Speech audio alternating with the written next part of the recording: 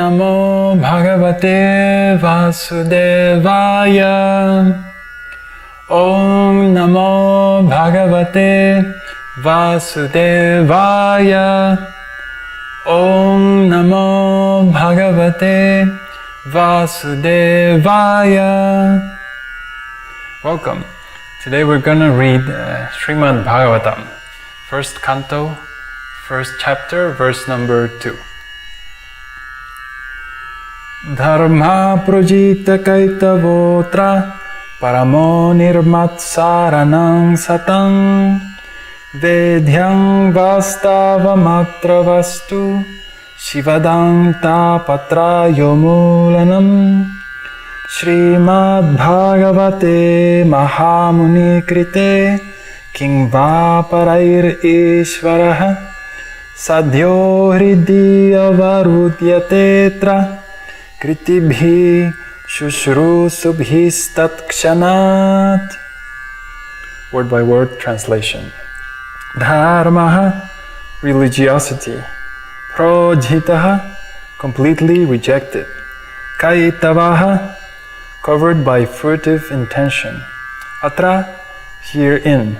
Paramaha, the highest.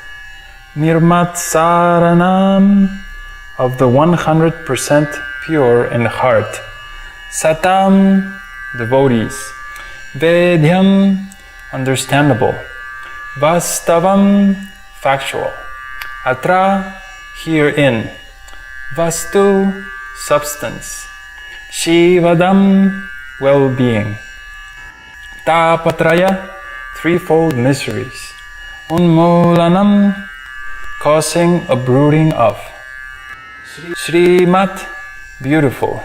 Bhāgavate, the Bhagavat Purana. Mahamuni, the great sage Vyasadeva. Krite, having compiled. Kim, what is. Va, the need. Paraihi, others. Ishvaraha, the Supreme Lord. Sadhyaha, at once. Hridi, within the heart. Avarudhyate, become compact. Atra, herein. Kritdhibihi, by the pious men. Shushrusubhihi, by culture. Tatkshanat, without delay. Translation. Completely rejecting all religious activities which are materially motivated, this Bhagavat Purana propounds the highest truth, which is understandable by those devotees who are fully pure in heart. The highest truth is reality distinguished from illusion for the welfare of all. Such truth uproots the threefold miseries. This beautiful Bhagavatam, compiled by the great sage Vyasadeva in his maturity, is sufficient in itself for God realization. What is the need for any other scripture? As soon as one attentively and submissively hears the message of Bhagavatam, by this culture of knowledge, the Supreme Lord is established within his heart. This is a very beautiful verse in the beginning of Śrīmad-Bhāgavatam. It's the second verse of the whole scripture. And it mentions some very, very important key concepts. And to me, one of them, which is really beautiful and confirmed by my own experience, is that it's by itself a scripture that's self-sufficient, that it includes everything you need to know to achieve full self-realization. There are many devotees in the devotee community these days that spend hours and hours arguing political topics that have pretty much no benefit for the devotee. Things like the Ridvik issue and so many political issues that who's gonna deserve the power of this position or that position. And all these things are, for the most part, a waste of time. Unfortunately, those same devotees who spent all their time arguing about political topics, when you ask them, have you read Śrīmad-Bhāgavatam? Very simple question. A book that every devotee should read? Well, the answer is no. And they haven't read this book. So, why is it so important? Well, because if you read Śrīmad-Bhāgavatam, you have all the knowledge that you need for self-realization. That doesn't mean that one doesn't need a guru, for example. A guru is always required because there's some doubts, there's some questions, association of devotees. You can't replace those things. But instead of wasting time with political or materially motivated goals, we should spend our time studying beautiful Śrīmad-Bhāgavatam.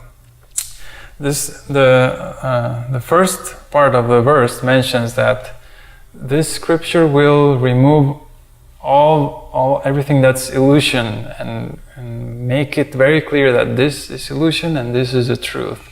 This is materially motivated and this is the actual goal. The Vedas are enormous. One human being cannot study in 100 years all the scriptures. It's just too much information. And on top of that, not only the Vedas, but the world is churning information at an amazing rate. There's just the internet, for example, is an unlimited source of information. So of all the information that's available in the world, what should we spend our time with? Well, of course, the Vedas, and within the Vedas, with the topmost, the cream, the essence, which is contained within Śrīmad-Bhāgavatam. There's many problems in religions these days because the religious scriptures in which they are based have been heavily edited, and I don't know, like the most simple example is the Bible, that there's so many versions of the Bible and it has been lost, really, the original message. We don't have the original language in which it was spoken. And it's just so difficult to get that pure message. Śrīmad-Bhāgavatam, on the contrary, is perfect because it has been transmitted from guru to disciple for many generations and it remains pure. So when we read this book, we actually gain access to the conclusion or to the real perspective in which we should understand the Vedas. Vyasadeva, which is mentioned in this verse, is the author, and he composed Vedanta Sutra. So he himself explains Vedanta Sutra by this commentary, which is Śrīmad-Bhāgavatam. So if you haven't started reading Śrīmad-Bhāgavatam, you should really consider this, because instead of investing time in other things, this particular scripture will give you a tremendous advantage. Many devotees also are very worried that, I don't have a guru right now. I haven't found a guru. And the same question I ask them, have you read Śrīmad-Bhāgavatam? No. So use your time wisely and read this beautiful scripture. You will never regret, because it changes your heart. The only thing you have to do, as it's mentioned in the end, is hear the message attentively and submissively. It's only understood by a heart that's humble. If you're trying to approach it like if it was some kind of analysis of comparative religion or something like that, it's not gonna have the effect. Many of the most valuable lessons of spiritual life are things of the heart and about love, surrender, and these things, they can't be taken in a scholarly way. You have to take it with the heart. So when we hear attentively and submissively, that mood is there, so that the Lord is sitting in our heart. This is very important. So let me read a little bit what Prabhupada mentions about religion. He says, religion includes 4 primary subjects, namely pious activities, economic development, satisfaction of the senses, and finally liberation from material bondage. Irreligious life is a barbarous condition. Indeed, human life begins when religion begins. Eating, sleeping, fearing, and mating are the 4 principles of animal life. These are common both to animals and to human beings. But religion is the extra function of the human being. Without religion, human life is no better than animal life. Therefore, in human societies, there is some form of religion which aims at self-realization and which makes reference to man's eternal relationship with God. So, Prabhupada is mentioning here 4 primary subjects or goals of religion. Pious activities, economic development, satisfaction of the senses, and liberation. And if you study the religions of the world, you will see that most of them fall directly into one of these categories. Like, for example, the Karma Kanda section of the Vedas usually is just for sense gratification. That I perform this ritual, and then if you do this fire sacrifice and at 12 p.m. on the dark fortnight, then you will get a son, or you will earn a lot of money, things like that. And one performs a ritual and one obtains material result. So many people, because they don't have much faith in God and like that, they have this mood of a business deal.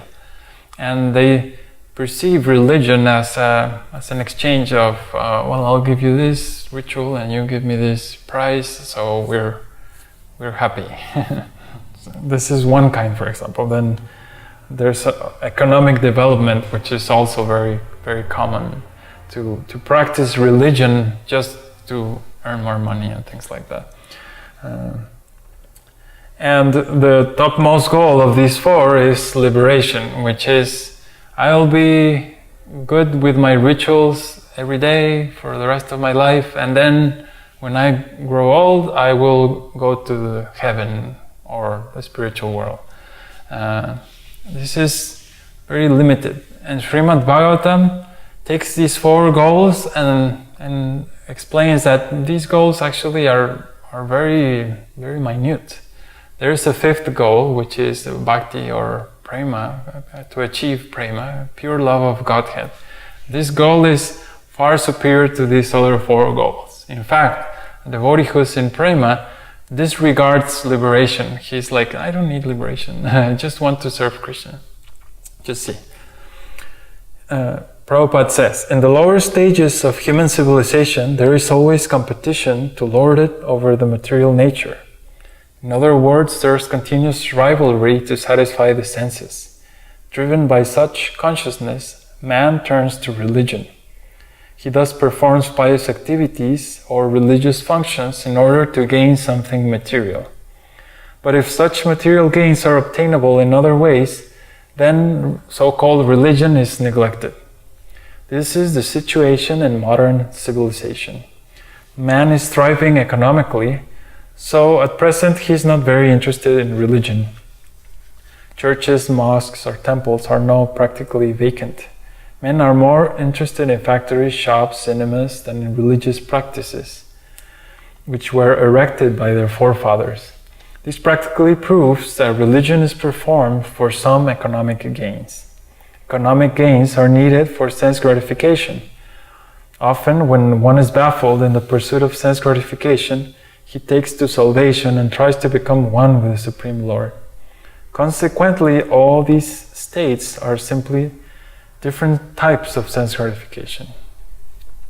So he explains all those elements. Let me read a little bit further. Also, the mysteries, the threefold mysteries are mentioned in the verse. So there, threefold mysteries are 1. Those mysteries which arise from the mind and body. 2. Those miseries inflicted by other living beings. And 3.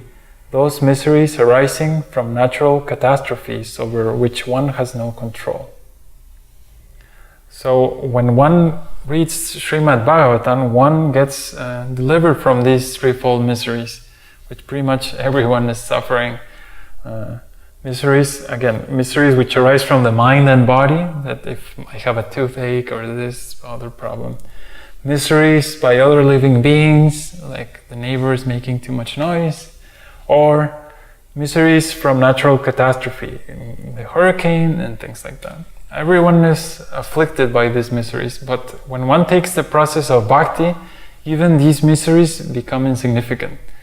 It's understood because when one devotee reaches a certain stage in the process of bhakti, his feelings of love are so intense that even the pains of the world and of his own body are not so noticeable. Like when you're having a good time, you don't really notice how fast time is passing. It becomes neglectful. But when you're suffering a lot, the time goes really slow. It's a very similar experience. So this Śrīmad-Bhāgavatam is just an amazing scripture. And it uproots the threefold miseries. I mean, that's pretty good. So please consider that studying the scripture will give you an advantage spiritually, because you'll have the knowledge that you need for self-realization.